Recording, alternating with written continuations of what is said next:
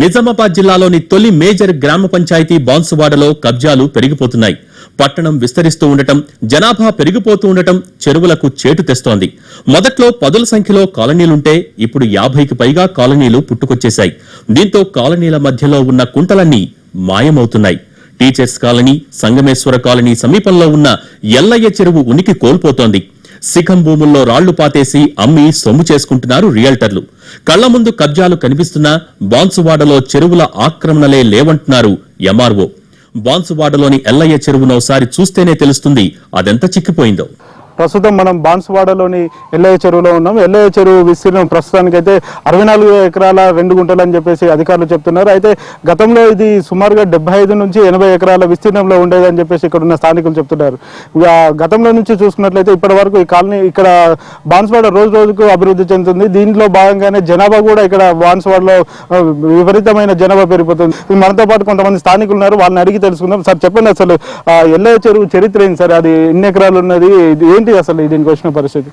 ప్రధానంగా బాన్సువాడ గ్రామ పంచాయతీ జిల్లాలోనే పెద్ద గ్రామ పంచాయతీ. దాంతోపాటు ఎల్లయ్య చెరువు కింద ఆయకట్టు సుమారుగా 150 ఎకరాల భూమి వానాకాలం అట్లాగే రబీ పంట 2 పంటలు కూడా పండేవి. ఈ మధ్య కాలంలో కొంతమంది రాజకీయ పలుకుబడి కలిగిన వ్యక్తులు, అధికారుల అండదండలు చూసుకొని ఇక్కడ ఉన్నటువంటి గతంలో ఎల్లయ్య చెరువు సుమారుగా 70 నుంచి 82 ఎకరాలు ఉన్నటువంటి ఎల్లయ్య చెరువు కాలక్రమేణా ఈరోజు కేవలం 49 ఎకరాల 22 గుంటల భూమి మాత్రమే ఉన్నది. ప్రధానంగా 30 ఎకరాల వరకు కూడా ఈ భూమిని కబ్జా గురైంది.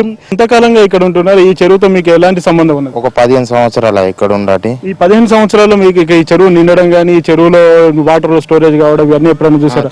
చూసాము. నిండి కట్ట వరకు వచ్చింది, కట్ట తెగిపోతానే ఉండే, తెగలేదు, ఏం కాలేదు, అంతే. అక్కడ అలుగు ఉన్నది. ఇక్కడ ఈ రాళ్ళు పాతిరు కదా, గవి ఒకటే కబ్జా అంటారు, మరి ఏందో ఎంత మాత్రం తెలియదు. ఈ మధ్యలో ఎప్పుడైనా ఆఫీసర్లు, ఎంఆర్ఓ కావచ్చు, అదే మన ఆర్డీఓ, ఆర్ఐ వీళ్ళు ఎవరైనా వచ్చి సర్వే చేయడం జరిగిందా? ఏమన్నా కొలతలు పెట్టి చూడడం, ఈ భూమి ఎంత వరకు ఉన్నది, ఎంత ఆక్యుపై అయింది అనే విషయాన్ని ఏమన్నా చూసారా? కొలవలేదండి, కొలవలేదు ఇంతవరకు. ఇప్పుడు ఏం కావాలని కోరుకుంటారు ప్రభుత్వానికి? మీరు ఏం చెప్పదలుచుకున్నారు? ఏం చెప్తాను, ఇక కబ్జాలు అయినాయి అంటారు, అవి ఎంత మాత్రం తెలియదు. ఏం పొలాలే మేలే 15 సంవత్సరాల నుంచి ఇంతే ఉన్నాయి, రాళ్ళు అయితే పాతిండ్రు అంతే.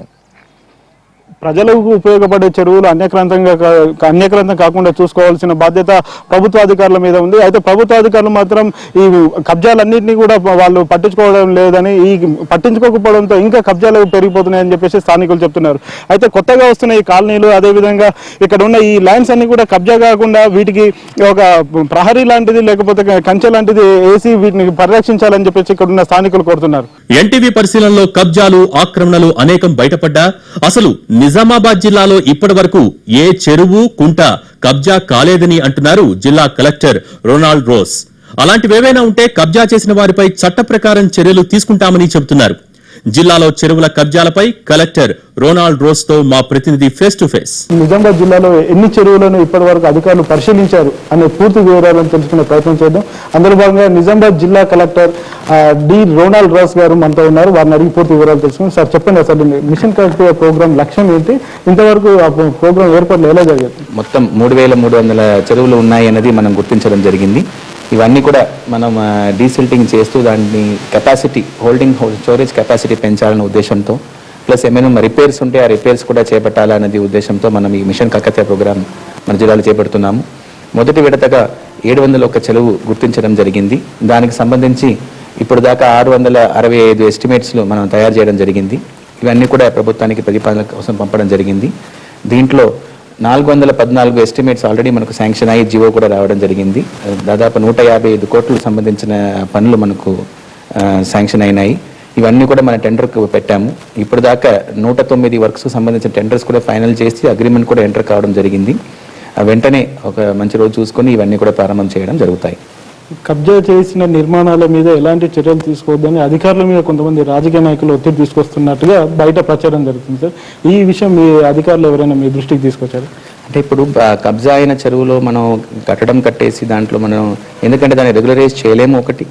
రెండోది మనకు హైకోర్టు ఆర్డర్, సుప్రీంకోర్టు ఆర్డర్స్ కూడా ఉన్నాయి. సో ఎవరు కూడా దీంట్లో ఇంటర్ఫియర్ కావడానికి కూడా లేదు. ఇప్పుడు దాకా మాకేమి అట్లాంటి ఒత్తిడిలు రాలేదు. చివరిగా అసలు ఈ కబ్జా చేసిన వారికి ఎలాంటి సందేశం ఇవ్వబోతున్నారు? అంటే వారికి ఏమైనా హెచ్చరికలు చేస్తారా, లేకపోతే ఏమైనా చిన్నగా వారికి సర్ది చెప్పే ప్రయత్నం ఏమైనా చేస్తారా? అంటే దీనికి మన చట్ట ప్రకారం పద్ధతులు ఉన్నాయి, మనకు యాక్ట్ ఉంది. ఆ యాక్ట్ ప్రకారం ఎన్క్రోచ్మెంట్ రిమూవల్స్ యాక్ట్ ఉన్నాయి. ఆ యాక్ట్ ప్రకారం వెళ్దాం, మేము ముందుకు వెళ్దాం. నోటీస్ ఇచ్చేసి వాళ్ళు యాజ్ పర్ నోటీస్ వాళ్ళు ఇస్తున్న రిప్లైని బట్టి మేము యాక్షన్ తీసుకుంటాం. వాళ్ళు థ్యాంక్ యూ. ఇప్పటికైనా ఎవరైతే కబ్జా చేసిన వారు ఉన్నారో వారందరినీ కూడా తగిన చర్యలు తీసుకుంటామని చట్ట ప్రకారం, చట్టం ఏం చెప్తుందో చట్ట ప్రకారమే తాము ముందుకు నడుచుకుంటామని, కబ్జా చేసిన వారు ఎంతటి వారైనా చట్టానికి చట్ట ప్రకారమే నడుచుకుంటామని చెప్పేసి కలెక్టర్ గారు చెప్తున్నారు. కెమెరామెన్ నర్సింగ్తో సుధీర్, ఎన్టీవీ, నిజామాబాద్. నిజామాబాద్ జిల్లా చెరువుల కబ్జాలపై ఇది ఇవాల్టి స్పెషల్ ఫోకస్. నమస్తే.